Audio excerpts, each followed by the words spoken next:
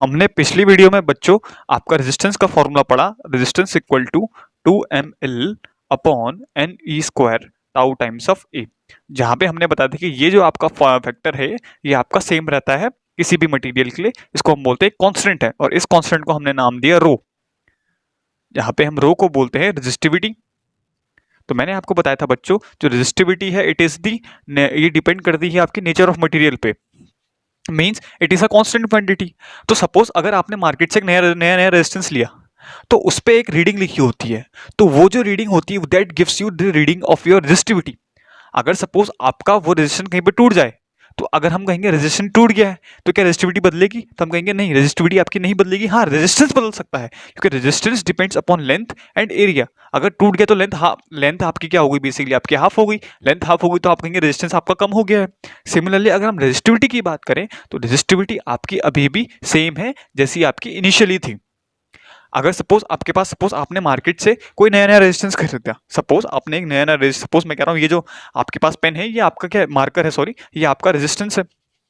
तो इसमें एक रीडिंग लिखी होगी आपकी, तो वो रीडिंग जो लिखी होगी वो हमेशा कांस्टेंट रहेगी, चाहे आप उसको तोड़ दें, चाहे आपको एन पीसेस में आप उसको बांट दें या डिवाइड कर दें या बाइफरकेट कर दें, तो आपकी जो रेजिस्टिविटी है वो इस मार्कर की सेम रहेगी, मतलब इस रेजिस्टेंस की सेम रहेगी थ्रू आउट। आप क्या करें, अगर आपका सपोज आपने इसको 20 से आपने इसको डिवाइड कर दिया, तो आप क्या कहेंगे, आपने बेसिकली क्या करा, इसका एरिया हाफ कर दी, सॉरी आपने इसकी लेंथ हाफ कर दी, तो आप इसकी लेंथ हाफ कर लीजिएगा। आप तो फॉर्मूले लगाएंगे, तो नाउ अगर आप आपने इसको हाफ कर दिया तो आप क्या लिख देंगे फॉर्मूले, टू हाफ L/2। सिमिलरली अगर आपका एरिया आपका वेरी करा, तो एरिया भी लिख सकते हैं हम, एरिया आपका ट्वाइस हो गया या आपका हाफ हो गया है। तो इसका मतलब है रेजिस्टिविटी तो आपका मार्कर आपकी इस रेजिस्टेंस की सेम रहेगी, लेकिन जो चेंज करेगा वो बदलेगा आपका रेजिस्टेंस। ठीक है, इसको समझते हैं बच्चों एक बहुत अच्छे क्वेश्चन से। सपोज आपके पास एक रेजिस्टेंस दिया है जिसकी लेंथ L है, एरिया ऑफ क्रॉस सेक्शन इसका A है, A is the area of cross section, area of cross section, and rho is the resistivity.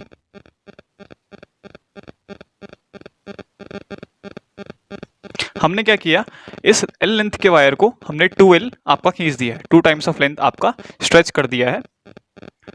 तो आपको फाइंड करनी है इसका जो नया रेजिस्टेंस है। सपोज में इसका आपका जो इनिशियल रेजिस्टेंस था वो उसका R था, अब हमसे पूछा है आपने इसकी लेंथ ट्वाइस कर दी, 2 टाइम्स ऑफ L कर दी, तो आपको बताना है इसका न्यू रेजिस्टेंस R डैश। तो निकालते हैं। तो बच्चों अगर हमने इसकी लेंथ 2L कर दी है, तो हमें पहले ये निकालना पड़ेगा कि इसके एरिया में कितना चेंज आया, हमें हारा इसकी एरिया में कितना चेंज आया। हो सकता है इसका एरिया बड़ा हो या डिक्रीजमेंट आया हो, तो ऑब्वियसली वैसे तो लग रहा है कि डिक्रीज ही हुई होगी एरिया, लेकिन कितनी डिक्रीज हुई होगी पहले हमें वो निकालना पड़ेगा। तो अगर हम एरिया की बात करें, तो हमें पता है कि वॉल्यूम हमेशा क्या रहता है, कंजर्व रहता है। किसी भी बॉडी के लिए आपका वॉल्यूम, चाहे आप उसका शेप चेंज कर दें या साइज चेंज कर दें, तो आपका जो वॉल्यूम है वो आपका कंजर्व रहेगा। इस मतलब है कि इनिशियल वॉल्यूम जो रहेगा वही आपका फाइनल वॉल्यूम रहेगा। इसको हम बोलते हैं वॉल्यूम कंजर्वेशन। तो अगर हम इसको लगाएं तो हमें ये मिलेगा कि आपका जो वॉल्यूम है, अगर हम वॉल्यूम की बात करें तो वॉल्यूम होता है आपका एरिया इंटू लेंथ। तो एरिया, सपोज हमने कहा एरिया क्रॉस सेक्शन आपका A है, लेंथ आपकी L है, तो आपका जो वॉल्यूम बनेगा वो बनेगा एरिया इंटू L। अच्छा, फाइनल वॉल्यूम के लिए मैंने कहा सपोज आपका जो एरिया है वो अब A डैश हो गया, न्यू एरिया आपका हो गया A डैश, तो A dash into new length. अब आपकी जो नई लेंथ हो गई है वो 2 टाइम्स ऑफ L हो गई है, तो आप L से L कैंसिल हो गया आपका, तो यहाँ से आपका जो A डैश निकलेगा वो निकलेगा आपका A/2, यानी आपका जो नया एरिया ऑफ क्रॉस सेक्शन निकलेगा वो निकलेगा half of area, original area. तो अगर हम रेजिस्टेंस की बात करें, न्यू रेजिस्टेंस की बात करें, R डैश की बात करें, अगर हम इसके न्यू रेजिस्टेंस R डैश की बात करें तो हो जाएगा रो L/A। तो लेंथ तो आपका 2 टाइम्स ऑफ L हो गया, और अगर हम एरिया की बात करें, एरिया हो गया आपका हाफ A/2। तो आपका जो R डैश आया तो ये हो जाएगा आपका 4 टाइम्स ऑफ रो L/A। इसका ये 2 आपका ऊपर से ले जाएगा ना, शिफ्ट हो जाएगा, तो नहीं हो जाएगा आपका 4 times of rho L/A। As you can see childrens, तो अगर हम देखें R डैश हो गया आपका 4 टाइम्स ऑफ R ओल्ड, यानी इनिशियल जो आपका रेजिस्टेंस था उसका आपका 4 टाइम्स हो गया है न्यू रेजिस्टेंस। तो अगर आप लेंथ आपकी ट्वाइस करें तो आपका जो R डैश हो जाएगा वो आपका 4 टाइम्स बन जाएगा। मतलब आपका जो न्यू रेजिस्टेंस, अगर आप सपोज अगर एरिया आपके n टाइम्स कर दें, n टाइम्स अगर आप बढ़ाते हैं तो आपका जो न्यू रेजिस्टेंस मिलेगा वो आपको n² टाइम्स मिलेगा। हमने 2 टाइम्स करी लेंथ, तो आपका जो न्यू रेजिस्टेंस मिला वो 4 टाइम्स मिला। 2 का स्क्वायर 4 इज 4, तो this is the relation between area and resistance, sorry length and the resistance. तो अगर हम रेजिस्टेंस, अगर हम किसी भी वायर का अगर हम लेंथ एल से बढ़ा रहे हैं, सपोज एन से बढ़ा रहे हैं, एन टाइम्स कर दिया हमने, तो इसका जो रेजिस्टेंस बढ़ेगा वो हो जाएगा एन टाइम्स ऑफ आर। जो रेजिस्टेंस न्यू हो जाएगा आर डैश, वो हो जाएगा आपका N square times of R, यानी 2 का square is 4, then the resistance will become N square times. I hope so आपको ये प्रॉब्लम समझ में आई। तो आप इसको नोट कर लीजिएगा किसी आपने नोटबुक में। क्या है आपका कंडक्टेंस? कंडक्टेंस, कंडक्टेंस क्या चीज है? ये कुछ नहीं है but nothing but reciprocal of resistance. Reciprocal है रेजिस्टेंस का।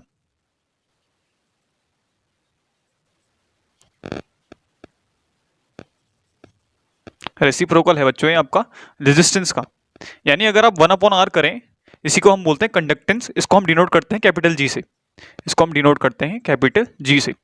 मतलब अगर आपका रेजिस्टेंस आपके करंट पे बैरियर है, तो कंडक्टेंस आपके करंट को बढ़ावा देता है। मतलब सपोज आपको, आपके जितना ज्यादा कंडक्टेंस होगा उसकी रेजिस्टिविटी उतनी कम होगी, मतलब वो उतना अच्छा कंडक्टर होगा। कंडक्टर का मतलब है उतना अच्छा करंट कैरिंग कंडक्टर होगा, उसमें उतने अच्छे से चार्ज आपके फ्लो हो सकते हैं। तो कंडक्टेंस, कंडक्टेंस जो है आपका रेसिप्रोकल है रेजिस्टेंस। अगर हम इसकी यूनिट की बात करें, तो अगर रेसिप्रोकल है तो हमें पता रेजिस्टेंस की यूनिट होती है आपकी ओम, तो ओम का उल्टा है। तो हमें पता है रेसिप्रोकल की अगर आपकी, सॉरी, आपकी रेजिस्टेंस की जो यूनिट होती है वो ओम होती है, तो कंडक्टेंस की उल्टी यूनिट होती है उल्टी, तो हम ऐसे बनाते हैं उल्टा ओम, या हम इसको बोलते हैं महो। ओम का उल्टा महो, ओ एच एम ओम, एम एच ओ महो। अगली है आपकी रेजिस्टिविटी, आपकी रेजिस्टिविटी। रेजिस्टिविटी का हमने अगर हम रेसिप्रोकल करते हैं रेजिस्टिविटी का, तो ये बनेगा आपका रेजिस्टिविटी का, अगर हम रेसिप्रोकल कर दें का रेसिप्रोकल, तो ये बनता है आपकी कंडक्टिविटी, ये बनती है आपकी कंडक्टिविटी। यानी यानी कि कंडक्टिविटी को हम डिनोट करते हैं जनरली सिग्मा से, sigma, sigma is your conductivity.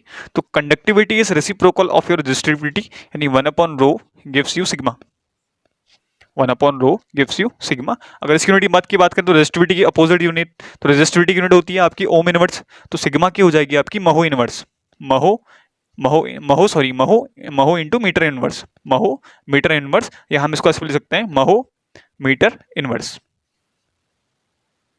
This is known as conductivity.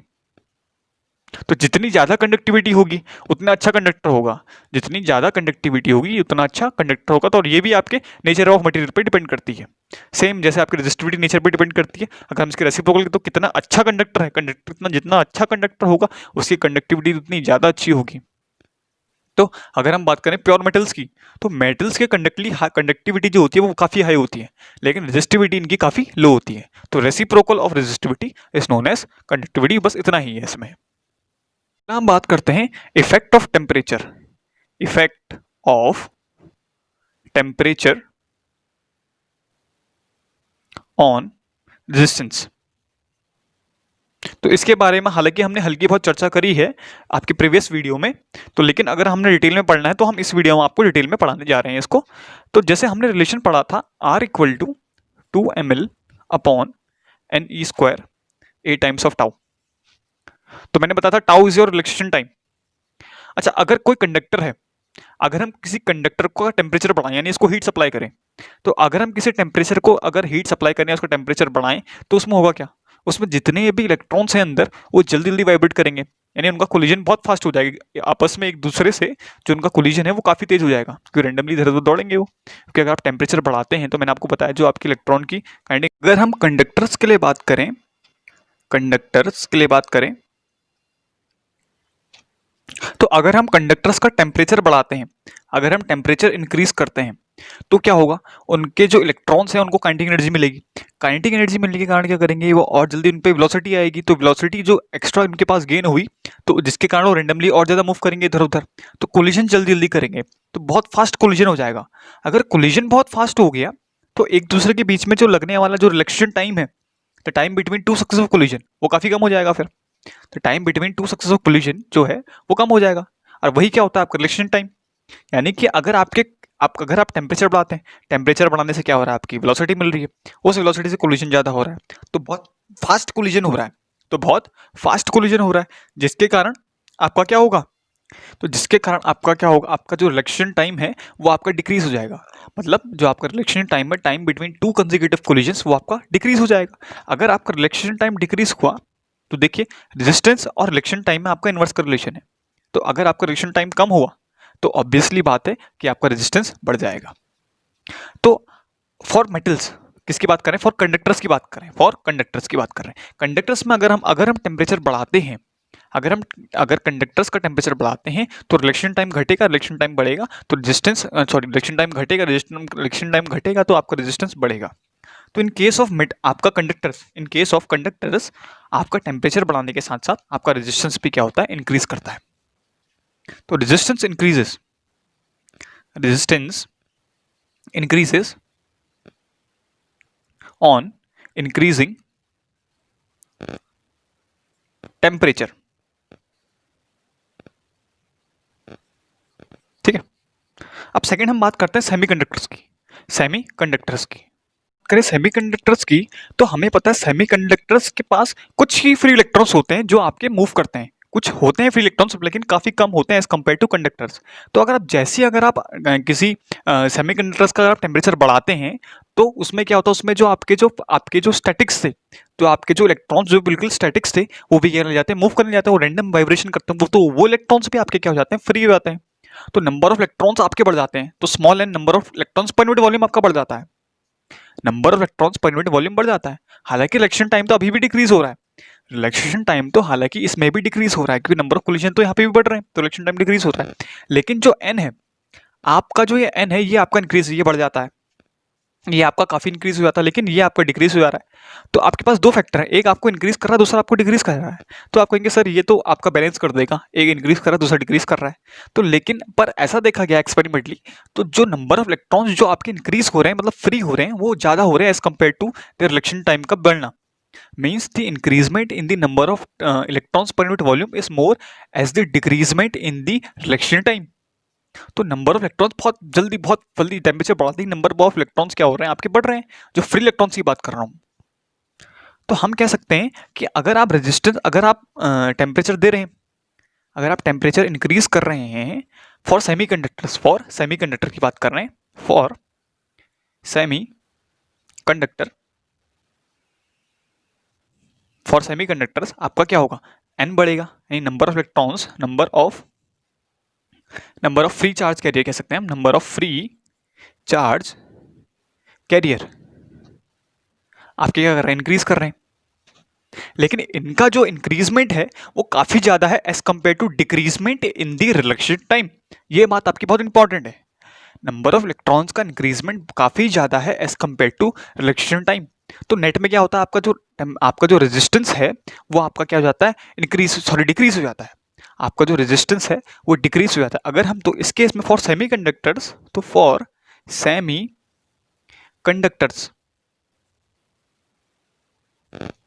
तो आपका रेजिस्टेंस जो है वो इनवर्सली प्रोपोर्शनल टू टेम्परेचर है, इनवर्सली प्रोपोर्शनल है आपके टेम्परेचर। तो होप सो आपको रीजन समझ में आया होगा।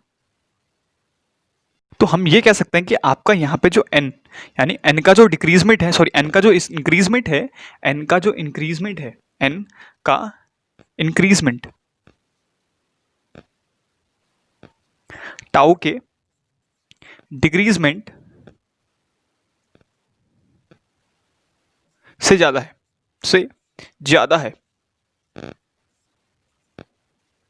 तो नेट में क्या होगा आपका, नेट में आपका रेजिस्टेंस ऑब्वियसली है आपका बढ़ जाएगा, सॉरी डिक्रीज कम हो जाएगा, आपका रेजिस्टेंस क्या हो जाएगा, कम हो जाएगा। अगर आप टेम्परेचर बढ़ाएंगे तो आपका नेट में रेजिस्टेंस आपका कम हो जाएगा, क्योंकि आपका नंबर ऑफ इलेक्ट्रॉन्स बहुत तेजी से बढ़ रहे हैं, जो फ्री इलेक्ट्रॉन्स हैं या फ्री चार्ज कैरियर्स हैं वो बहुत रैंडमली इंक्रीज कर रहे हैं।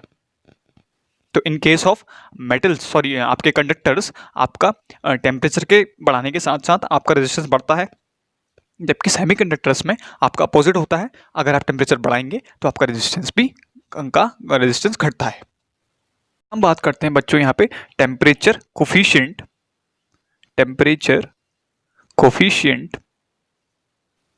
Of resistance, temperature coefficient of resistance.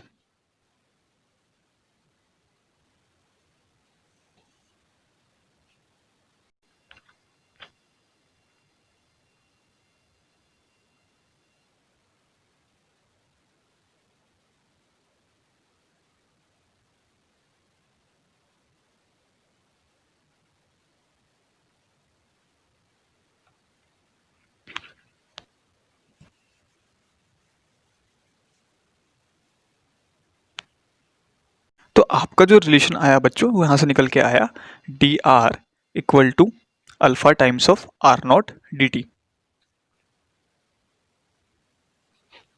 तो अगर हम इसी आपका एक्सप्रेशन को अगर हम इंटीग्रेट करते हैं, अगर हम इसका दोनों साइड इंटीग्रेशन लें तो ये आपका बन जाएगा integration D R equal to alpha integration of alpha R not times of D T. जहाँ पे आपका आर नॉट कॉन्स्टेंट है तो आर नॉट आपका इंटीग्रेशन के बाहर आ जाएगा, इनिशियल रेजिस्टेंस की वैल्यू तो आपकी कॉन्स्टेंट रहेगी, और यहाँ पे हम लिमिट लगा दें आर इनिशियल से आर फाइनल, तो ये बन जाएगा आपका, अगर हम इसको इंटीग्रेट करें बच्चों, आपका रिलेशन बन जाएगा डी आर का इंटीग्रेशन आपका आर हो जाएगा R final minus R initial. अब आर इनिशियल को ही हम आर नॉट बोल रहे हैं, अब आर इनिशियल को ही हम क्या बोल रहे हैं, आर नॉट बोल रहे हैं, equal to R not times of integration alpha times of D T. तो आपका बन जाएगा R final equal to R not 1 plus integration alpha D T. तो यहाँ पे अगर इसमें भी आपके दो कंडीशन है, इस स्टेप के बाद आपकी दो कंडीशन है, या तो आपका अल्फा अगर कांस्टेंट है, अल्फा आपके कांस्टेंट भी हो सकता है और वेरिएबल, टेम्परेचर जो कोफिशिएंट रेजिस्टेंस का है वो आपका वेरिएबल भी हो सकता है और कांस्टेंट भी हो सकता है। तो अगर आपका अल्फा कांस्टेंट है, अगर आपका अल्फा कांस्टेंट है तो आपके पास जो एक्सप्रेशन बनेगा तो आप इसको भी इंटीग्रेट कर सकते हैं ऐसे, R F equal to R not 1 plus, अगर अल्फा कांस्टेंट है तो अल्फा इंटीग्रेशन के बाहर आ जाएगा, तो इंटीग्रेट करेंगे हम with respect to D T, तो आपकी जो लिमिट होगी टेम्परेचर इनिशियल से temperature final, this would be your limits. तो R final if alpha is constant this would be your expression, तो आर नॉट भी आपका इंटीग्रेशन के बाहर आ जाएगा, तो आप जो इंटीग्रेट करेंगे with respect to D T, limits आपके इनिशियल टेम्परेचर से फाइनल टेम्परेचर। इसको ऐसे भी लिख सकते हैं बच्चों, देखिएगा R final equal to R not times of 1 plus alpha delta T. But delta अगर हम इसकी लिमिट लगाएं ना, अगर हम लिमिट लगा के देखें तो बनेगा T final minus T initial, तो ये बन जाएगा आपका डेल्टा टी, इसी को हम बोलते हैं change in temperature delta T. तो ये कंडीशन हम लगाएंगे, मुझे ये आपका मोस्टली आपका यही यूज होगा जब आपका अल्फा आपको मोस्टली आपको क्या दिया कांस्टेंट दिया रहता है, तो आप इस ये वाला एक्सप्रेशन यूज करेंगे। अगर आपका अल्फा वेरिएबल नहीं है, सॉरी अगर आपका अल्फा आपका कांस्टेंट नहीं है तो आप ये वाला एक्सप्रेशन यूज करेंगे, ठीक है बच्चों। तो दिस इज व्हेन दी आपका अल्फा कांस्टेंट है, your alpha is constant, you will use this expression, यानी अगर आपका टेम्परेचर कोफिशिएंट आपका कांस्टेंट है रेजिस्टेंस का तो you will use this expression R final equal to R not times of 1 plus alpha times of delta T. आपके पास हमारे पास जो एक्सप्रेशन था वो आया हमारा R F equal to R not times of 1 plus alpha times of delta T. तो आपके लिए जनरली आपका जो अल्फा होता है वो होता है positive for conductors, positive for conductors, क्योंकि आपको बताना अगर आप इंक्रीज करते हैं टेम्परेचर, क्योंकि आपका अल्फा ऑब्वियसली आपका पॉजिटिव होगा, क्योंकि अगर आप जैसे जैसे आप टेम्परेचर इंक्रीज करते हैं तो आपका जो फाइनल रेजिस्टेंस आएगा वो आपका क्या आएगा, ज़्यादा आएगा। तो इस केस में आपको मजबूरन में आपका अल्फा आपको पॉजिटिव आएगा फिर, क्योंकि आपका कंडक्टर की अगर हम बात करें तो कंडक्टर्स मैंने आपको बताया कि अगर आप टेम्परेचर बढ़ाते हैं तो आपका रेजिस्टेंस क्या होता है, इंक्रीज होता है। लेकिन अगर हम बात करें सेमी कंडक्टर्स के लिए तो आपका अल्फा आता है negative, alpha is negative for semi conductors, क्योंकि आपका जो फाइनल टेम्परेचर है फॉर सेमी कंडक्टर वो डिक्रीज हो जाएगा, इसलिए आपका अल्फा नेगेटिव है, तो मजबूरन आपका अल्फा नेगेटिव होना पड़ेगा। तो फॉर कंडक्टर्स आपका अल्फा पॉजिटिव है, फॉर सेमी कंडक्टर्स से जो आपका अल्फा है दैट इज नेगेटिव। हम बात करते हैं कॉम्बिनेशन ऑफ रेजिस्टेंस की, कॉम्बिनेशन ऑफ रेजिस्टेंस। तो इसमें आपके दो तरीके के कॉम्बिनेशन हम फॉलो करते हैं जनरली। आपका पहला है आपका सीरीज कॉम्बिनेशन, सेकंड है आपका पैरेलल कॉम्बिनेशन। अब दोनों में फर्क क्या है, अगर आपके रेजिस्टेंस बैक टू बैक लगे हैं, मतलब एक के बाद एक लगे हैं, तो हम उसको बोलते हैं आपका सीरीज कॉम्बिनेशन। या अगर हम कहीं आपका किसी भी आपके रेजिस्टेंस की सीरीज आपकी लाइन में या चेन में आपका सेम करंट पास हो रहा है, अगर आपका सेम करंट पास हो रहा है थ्रू आउट नेट कॉम्बिनेशन में, तो हम कहेंगे उसको दैट इज इन दी आपका सीरीज कॉम्बिनेशन। और अगर पैरेलल की बात करें तो पैरेलल में आपके जो रेजिस्टेंस होते हैं they are connected along the different path, सब अलग अलग पाथ से कनेक्ट करते हैं, आपका बैक टू बैक आपका कनेक्ट नहीं रहते हैं, लेकिन आपका पोटेंशियल डिफरेंस यहाँ पे सेम रहता है। आपका करंट डिफरेंट रहता है लेकिन पोटेंशियल डिफरेंस आपका सेम रहता है। तो दो तरीके के हम कॉम्बिनेशन पढ़ेंगे यहाँ पे, पहला है आपका सीरीज कॉम्बिनेशन, सेकंड है आपका पैरेलल कॉम्बिनेशन। तो स्टार्ट करते हैं पहला सीरीज कॉम्बिनेशन से। सीरीज कॉम्बिनेशन, तो सीरीज कॉम्बिनेशन वो कॉम्बिनेशन है in which the resistance are connected back to back, या हम कह सकते हैं when current passing through each resistor is same, या हम कह सकते हैं when the potential difference across each resistor is different, सबके अलग अलग, सबके अक्रॉस आपका जो पोटेंशियल डिफरेंस है वो अलग अलग रहेगा। तो जैसे अगर हम कोई इसका एग्जांपल ले लें, सपोज दिस ये आपके 3 रेजिस्टर्स लगे हैं, सपोज को मैंने कहा ये R1 है, ये आपका R2 है, ये आपका R3 है। तो अगर हम कोई सपोज मैंने कहा ये आपका पॉजिटिव टर्मिनल, ये आपका नेगेटिव टर्मिनल है, सपोज मैंने यहाँ से आपका I करंट पास करवा दिया, तो ये जो करंट है ये आपका सेम रहेगा throughout all the 3 resistors, लेकिन इसमें जो डिफरेंट रहेगा वो रहेगा आपका पोटेंशियल डिफरेंस।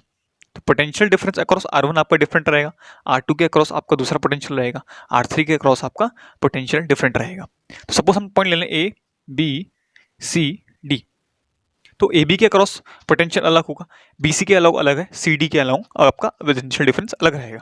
तो सपोज हम कह रहे हैं ये इसके अक्रॉस आपका ए बी के अक्रॉस आपका पोटेंशियल V1 है, बी सी के अक्रॉस आपका पोटेंशियल डिफरेंस V2 है, और सी डी के अक्रॉस आपका पोटेंशियल डिफरेंस V3 है। तो according to condition of series combination, according to the condition for series combination की जो कंडीशन है, इसमें हमने बताया आपको जो आपका पोटेंशियल डिफरेंस है वो आपका हर किसी के अक्रॉस आपका बदलेगा, लेकिन जो नेट पोटेंशियल है V, वो इन सबका नेट ही तो होगा, इन सबका सम तो होगा, इन सबका सम V1 plus V2 plus V3, जो V where V is the net potential difference. तो आपका जो नेट पोटेंशियल है वो आपका 3 जगह पे यूज हुआ है, 3 रजिस्टर्स पर यूज हुआ है, तो that would be written as V equal to V1 plus V2 plus V3। तो अगर हम इसमें ओम्स लॉ लगाएं तो ओम्स लॉ बोलता है कि V इक्वल्स टू IR, तो V इक्वल टू IR, तो अब R V, तो V इज द नेट आपका पोटेंशियल, तो नेट के लिए हम यूज बात करेंगे यहाँ पे नेट रेजिस्टेंस की। तो सपोज हम कह रहे हैं आपका जो नेट रेजिस्टेंस है जो इन सबको आपका सॉल्व करके निकलेगा, हम कह रहे हैं suppose the net resistance is R net R, तो हम बोलेंगे V इक्वल्स टू IR, और करंट सेम है तो हम बोलेंगे R times of R, where R is your net resistance. अच्छा, अगर हम V1 की बात करें तो V1 में हम क्या लगाएंगे I टाइम्स ऑफ R1, और V2 बनेगा आपका I times of R2, plus similarly आपका V3 बनेगा I टाइम्स ऑफ R3, क्योंकि सबके लिए रेजिस्टेंस अलग अलग, R1 के लिए R2, R1 R2 और R3 3 रेजिस्टेंस है आपके लिए, लेकिन सबके लिए आपकी थ्रू आउट करंट क्या रहेगी, आपकी सेम रहेगी। तो देखिए आपके पास एक कॉमन टर्म है जो तीनों में कैंसिल हो रहा है, तो I हर जगह कैंसिल हो रहा है, कॉमन लेके अगर हम कैंसिल करें तो आपका जो R नेट आएगा या इक्विवेलेंट रेजिस्टेंस आएगा, हम कहेंगे वो आएगा R1 plus R2 plus R3। तो this is your formula for series combination. तो सीरीज कॉम्बिनेशन में आप क्या करते हैं, रेजिस्टेंस को डायरेक्टली उनका वेक्टर सम कर लेते हैं फॉर नेट कॉम्बिनेशन। तो R1 plus R2 plus R3, suppose मैं कह दूं ये आपके पास 5 ओम है, ये आपके पास 10 ओम है, ये आपका 15 ओम है, तो 5 और 10 15, 15 और 15 30, तो net resistance would be of your 30 ohm. I hope so you getting my point. मतलब है बच्चों, आपके पास जो नेट रेजिस्टेंस आएगा वो ज्यादा आएगा as compare to individual resistance. आपके पास जो R नेट आएगा वो सबसे ज्यादा आएगा, मतलब R net would be greater than R1, R net आपका R2 से भी बड़ा होगा, और R नेट जो होगा आपका R3 से भी ऑब्वियसली बड़ा होगा। तो इन सीरीज कॉम्बिनेशन आपके पास जो नेट रेजिस्टेंस मिलता है वो बड़ा मिलता है as compare to the individual resistance. अगर हम इंडिविजुअल रेजिस्टेंस है और R नेट को कंपेयर करें तो आपके रेजिस्टेंस की वैल्यू आपकी बढ़ जाती है when we connect the resistance in your series combination. तो the net resistance increases on arranging the resistance in the series combination। Second तरीके का कॉम्बिनेशन है बच्चों आपके पास पैरेलल कॉम्बिनेशन। सेकेंड तरीके का कॉम्बिनेशन है आपके पास पैरेलल कॉम्बिनेशन। तो इसमें हम डिस्कशन करते हैं। तो पैरेलल कॉम्बिनेशन वो कॉम्बिनेशन है when all the connected resistance R along the different path, सब अलग अलग पाथ के अलोंग कनेक्टेड है, आपके सेम पाथ में आपके कनेक्टेड नहीं है, कोई कहीं पे है कोई कहीं पे है, आपका सेम आपके बैक टू बैक नहीं है। सेकंड हम कह सकते हैं आपका अगर करंट डिफरेंट है, अगर तीनों आपके सपोज 3 रजिस्टर्स लगे हैं आपके पास, तो तीनों आपके पास अलग अलग लगे हैं, तो इनके पास बहने वाला जो करंट है वो भी अलग होगा। तो सेकंड कंडीशन ये हो सकती है आपके पास दोनों क्या हो, तीनों के पास क्या हो, आपके पास अलग अलग करंट मिले तीनों को। And the third condition is when the potential difference is same across all the resistors. अगर आपका पोटेंशियल डिफरेंस तीनों रजिस्टर्स के अलोंग क्या है, सेम है, तो तब भी हम कहेंगे कौन सी कंडीशन है, पैरेलल कॉम्बिनेशन कंडीशन है।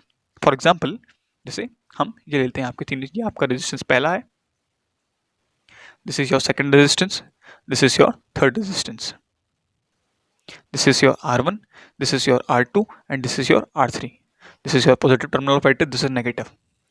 तो होगा क्या, इस पॉइंट से आपका क्या हो, सपोज हमने कहा इसमें I करंट आपका पास हुआ, हमने बैटरी ने जो उसको करंट दिया वो दिया आई। तो आपका जो करंट है वो 3 भागों में बटेगा, यहाँ पे 3 हिस्से हो जाएंगे इस करंट के। सपोज मैं कह रहा हूँ ये आपका I1 है, ये आपका I2 है, ये आपका I3 है। तो according to the condition of series parallel combination, according to the condition, AC मतलब हो गया अकॉर्डिंग टू द कंडीशन, अगर हम बात करें तो आपका जो I है, I नेट है, ये आपका 3 हिस्सों में बटा, एक तो I1 और I2 और I3। तो वहां पे आपका बटा potential in the series combination, लेकिन यहाँ पे आपका बट रहा है current in the parallel combination.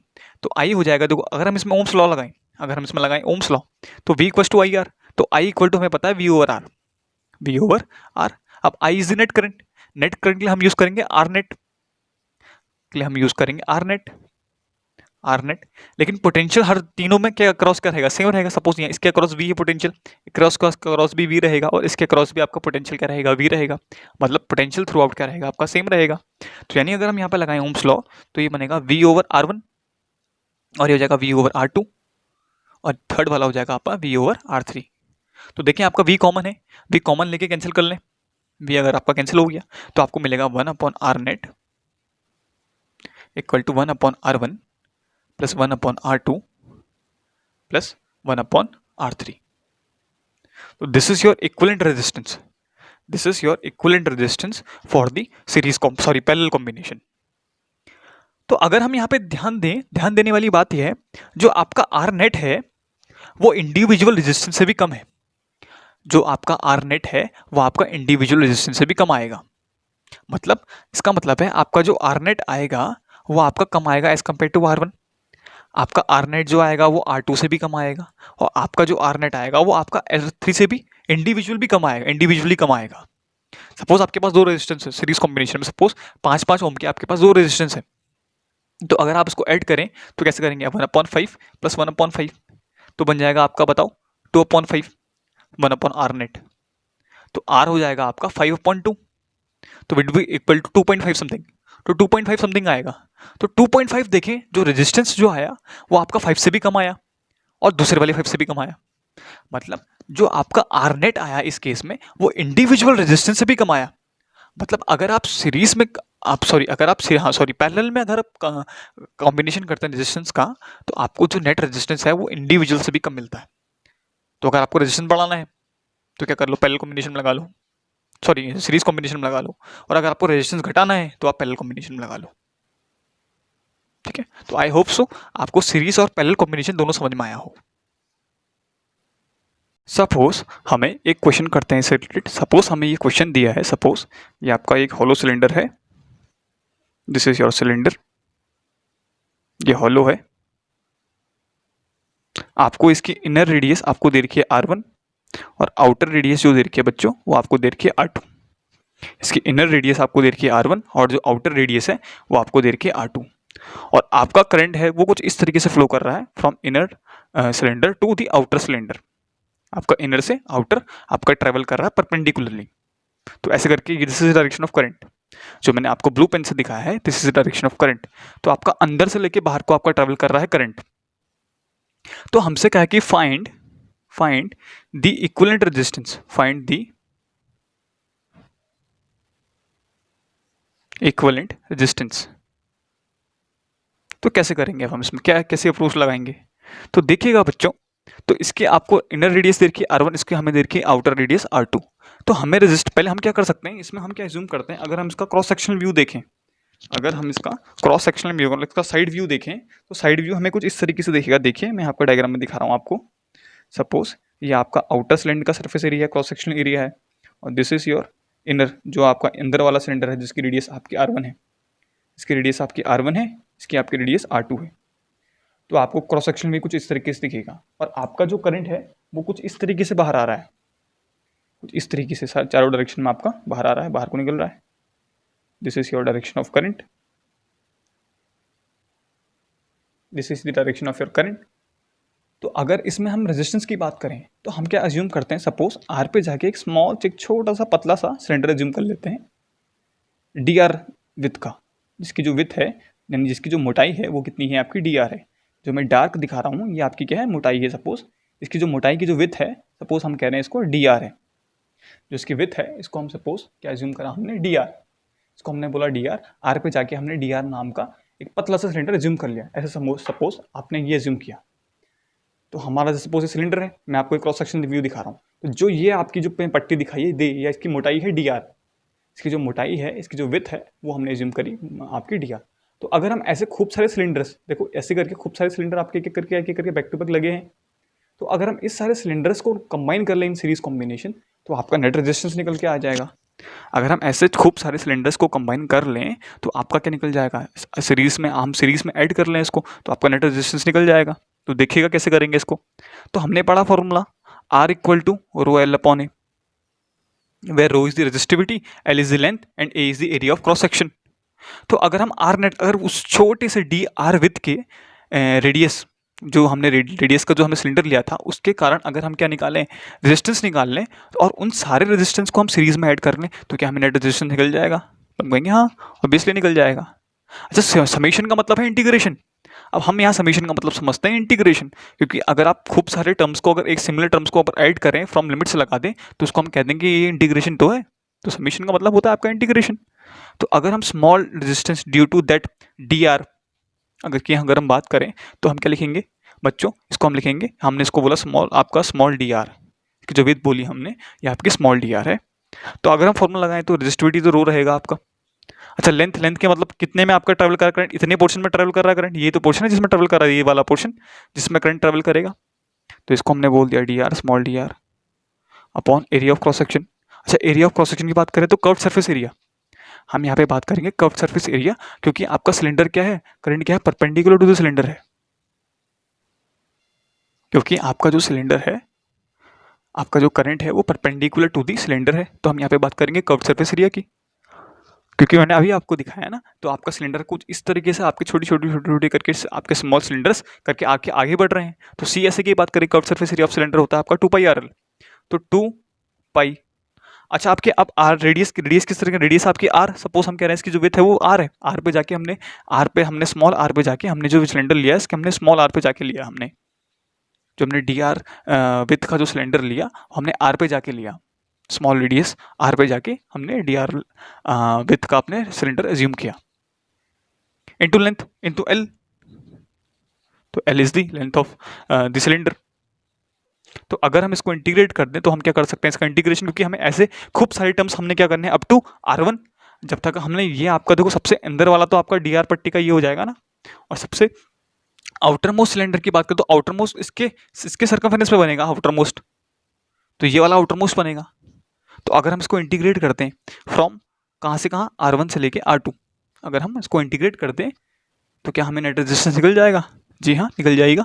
देखिएगा, अगर हम इसको इंटीग्रेट करें तो डी आर का इंटीग्रेशन R, रेजिस्टिविटी आपकी कांस्टेंट है, बाहर आ गई, 2π भी आपका कांस्टेंट है, लेंथ आपकी कांस्टेंट है, integration of D R with respect to, sorry, integration of 1/R with respect to D R, limit आपकी R1 से लेके R2। तो आपका जो R इक्विवेलेंट आएगा वो आएगा रो अपॉन 2πL, 1/R का इंटीग्रेशन ln R, 1/R का इंटीग्रेशन ln R, लिमिट आपकी R2 से लेके R1। तो आपका R इक्विवेलेंट आ जाएगा बच्चों यहाँ से रो 2πL ln R2 minus ln times of R1।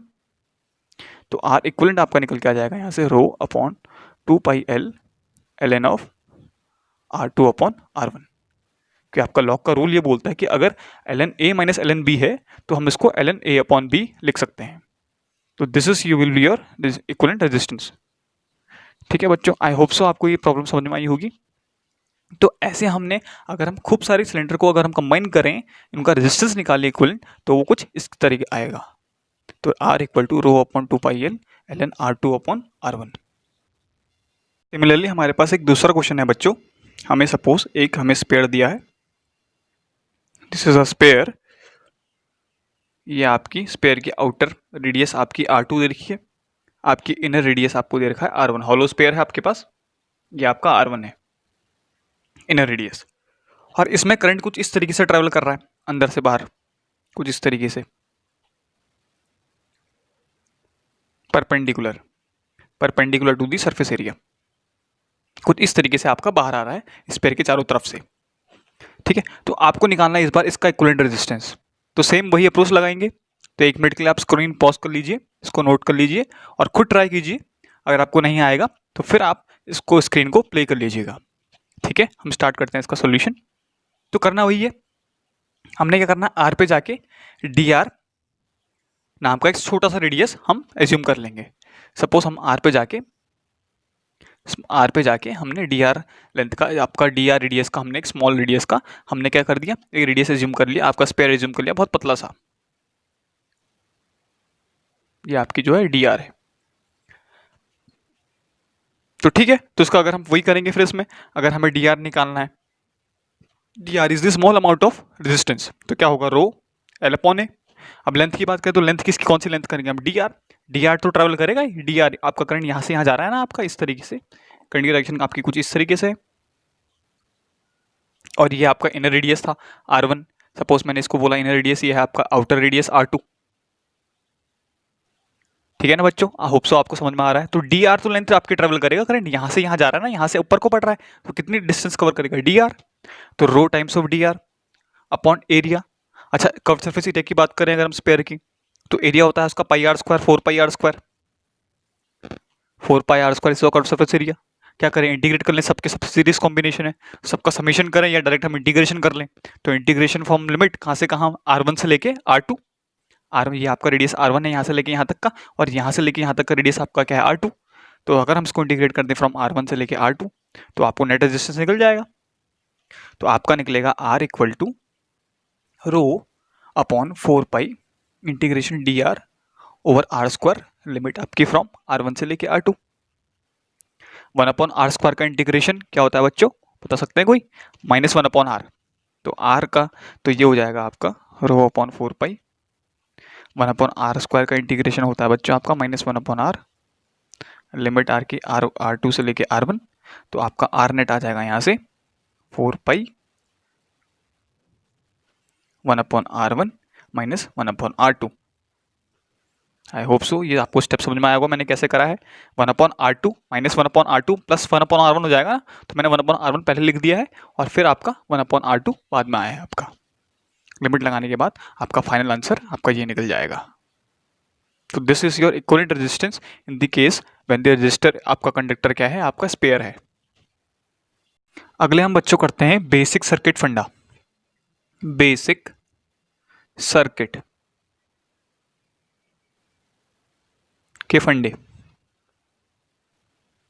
ठीक है, तो बच्चों कैसे किस टाइप से क्वेश्चन होते हैं इसमें देखिएगा। सपोज आपको एक सर्किट दिया है, सपोज आपको एक सर्किट दिया है कुछ इस तरीके का,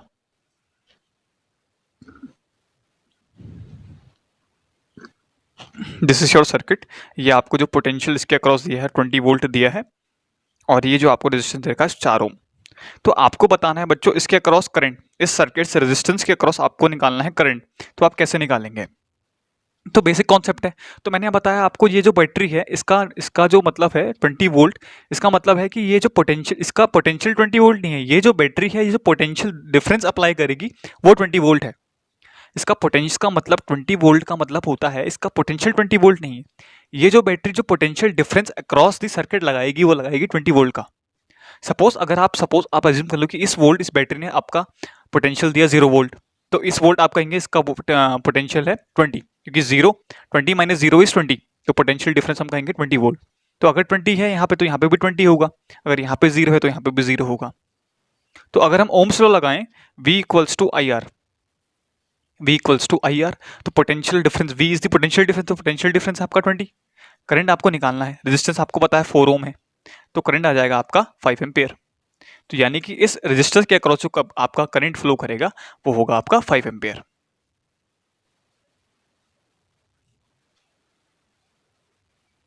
सेकंड सर्किट है बच्चों आपके पास कुछ इस तरीके का,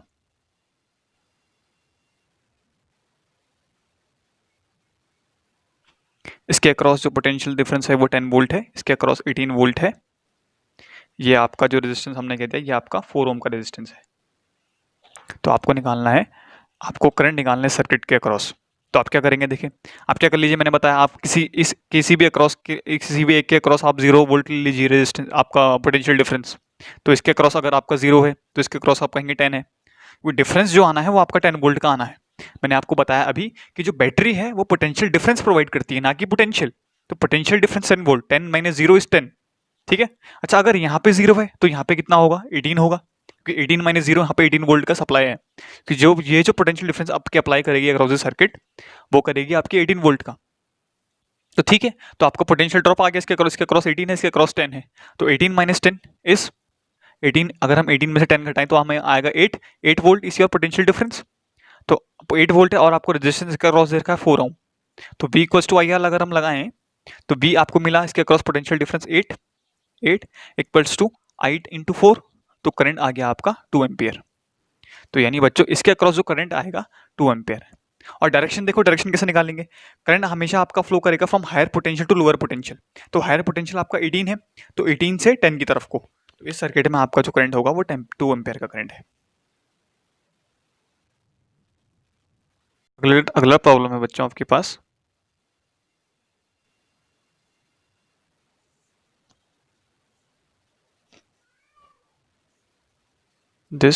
ये आपका 6 वोल्ट है, ये आपका 12 वोल्ट की सप्लाई है, ये आपका 3 ओम का एम्पियर 3 ओम का आपका रेजिस्टेंस है, ये आपका 4 ओम का है।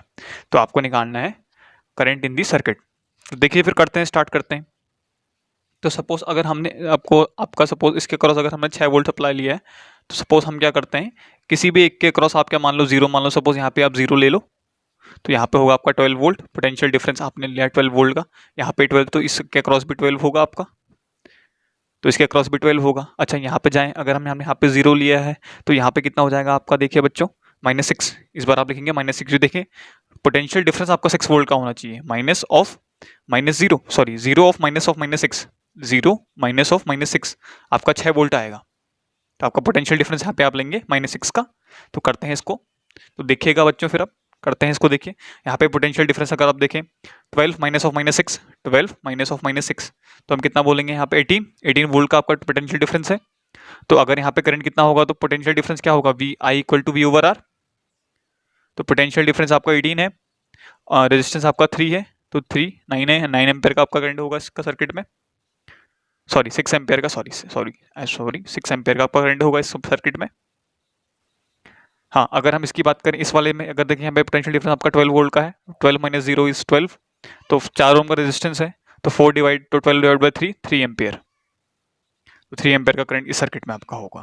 तो आई होप सो आपको ये प्रॉब्लम भी समझ में आई हो। तो अगला है बच्चों, जैसे सपोज आपके पास ये आपका 4 वोल्ट की सप्लाई है, ये आपका रेजिस्टेंस है,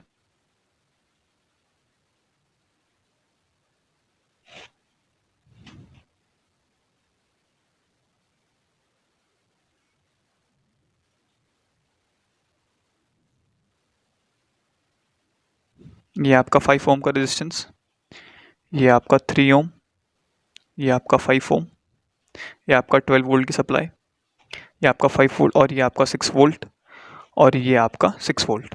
आपको कैलकुलेट करना है net resistance, sorry net current current across all the resistors. तो करते हैं, फिर स्टार्ट करते हैं। स्क्रीन पॉज कर लीजिए और फिर प्ले कर लीजिएगा, मैं आपको सॉल्यूशन दे रहा हूँ उसका। ठीक है बच्चों, तो आप किसी भी एक के अक्रॉस आप क्या अज्यूम कर लीजिए, 0 अज्यूम कर लीजिए। सपोज हम यहाँ पे जो 12 वोल्ट वाला है इसके अक्रॉस, एक करंट के अक्रॉस आप 0 अज्यूम कर लें, सेकंड के अक्रॉस आपको मिलेगा 12, इसके अक्रॉस मिलेगा आपको 12। अच्छा, अगर यहाँ पे 0 है तो इसके अक्रॉस मिलेगा आपको कितना, -6। हायर माइनस लोअर का पोटेंशियल डिफरेंस आपको 6 वोल्ट मेंटेन करना है, तो -6। अच्छा, अगर यहाँ पे हमने 0 लिया है तो ये भी 0 होगा आपका, तो ये कितना हो जाएगा, फिर ये भी आपका -6 हो जाएगा, कि पोटेंशियल डिफरेंस आपने फिर से 6 वोल्ट का अपने पोटेंशियल डिफरेंस आपने लाना है, तो -6 क्रॉस हो गया। अच्छा, अगर हम यहाँ की बात करें तो आप यहाँ पे एज्यूम कर लीजिए 0, तो यहाँ पे हम कह देंगे इसका पोटेंशियल डिफरेंस 4 है, तो यहाँ पे हो जाएगा potential difference 4 minus 0 is again 4।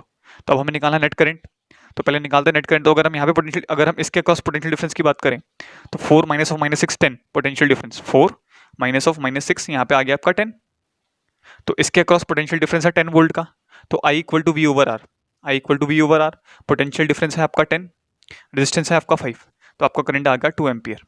तो इसके अक्रॉस आपका करंट जो बहेगा 2 एम्पियर। ध्यान रखिएगा आपका जो करंट फ्लो होगा from higher potential to lower potential, 4 से जाएगा -6 की तरफ। अच्छा, सेकंड निकालते हैं आप, इसके अक्रॉस देख लीजिए 4 ऑफ -6, तो इसके क्रॉस भी अगर पोटेंशियल डिफरेंस की बात करें तो फिर से 10 वोल्ट है, तो और आपका रेजिस्टेंस आपका फिर से 5 ओम है, तो इसके क्रॉस भी हम कहेंगे 2 एम्पियर का आपका करंट फ्लो होगा। 4 minus of minus 6 10, 10 divide by 5 is 2 ampere. हाँ, अब इसके क्रॉस देखें, तो इसके क्रॉस अगर हम पोटेंशियल डिफरेंस की बात करें तो यहाँ पे आपका 12 है, यहाँ पे आपका 0 है पोटेंशियल डिफरेंस, तो हायर से लोअर करंट फ्लो होगा, और आपका रेजिस्टेंस है 3 का, तो पोटेंशियल डिफरेंस V है आपका 12 वोल्ट, 12 माइनस 0 इज 12, तो I equal to V over R, V है आपका 12 ओवर 3, तो I आपका आ गया 4 एम्पियर। तो आपका 4 एम्पियर करंट कुछ इस तरीके से फ्लो हो रहा होगा इधर को, आई होप सो। तो इसलिए हमने सारे आपके करंट निकाल लिए, तो इसके अक्रॉस आपका जाएगा 2 एम्पियर करंट, इसके अक्रॉस भी 2 एम्पियर करंट, और इसके अक्रॉस यहाँ से यहाँ फ्लो होगा जो डायरेक्शन ऑफ करंट, उसका जो आपका मैग्नीट्यूड होगा वो होगा 4 एम्पियर। अगला है बच्चों आपके पास कुछ इस तरीके का,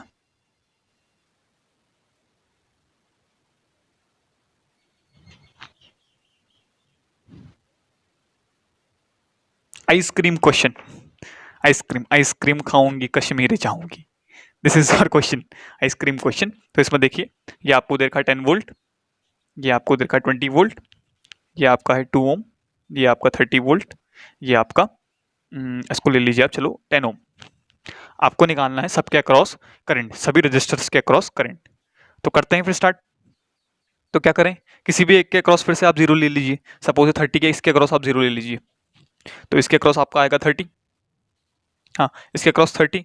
तो अब देखिए, अब ये वाला अगर 20 है, ये वाला 0 है, तो इसके अक्रॉस हो जाएगा आपका 20, पोटेंशियल डिफरेंस आपको मेंटेन करना है 20 वोल्ट का, ठीक है। इसके अक्रॉस, अच्छा यहाँ पे अगर 20 है तो यहाँ पे कितना होगा, फिर इसके अक्रॉस होगा 30, 30 माइनस 20 इज 10, तो इसके अकॉर्डिंग आप लेंगे 30 माइनस 20 इज 10। अगर आप करें 30 माइनस 20 तो आपका आएगा 10, higher potential minus lower potential, higher potential minus lower potential आपका आएगा 10, ठीक है बच्चों। तो अब करते हैं फिर स्टार्ट, तो करिए, करंट भरिए इसमें। तो इसके क्रॉस अगर देखें, इसके क्रॉस 30 से 0, पोटेंशियल डिफरेंस ऑफ 30 वोल्ट, तो पोटेंशियल V हो गया आपका 30, तो I इक्वल टू होता है V ओवर R, तो V है आपका कितना बताओ 30, और रेजिस्टेंस आपका 10, तो आपका जो करंट आएगा वो 3 एम्पियर, तो इसके क्रॉस जो करंट फ्लो होगा वो होगा आपका 3 एम्पियर का करंट। हाँ अच्छा, अगर इसके क्रॉस देखें, अगर हम इसके क्रॉस, तो पोटेंशियल डिफरेंस आपका है कितने का, 10 वोल्ट का, पोटेंशियल डिफरेंस यहाँ पे है आपका 10 वोल्ट का, तो I equal to V over R 10/2 यानी 5 एम्पियर, यानी इसके अक्रॉस जो करंट है वो आएगा आपका 5 एम्पियर का करंट,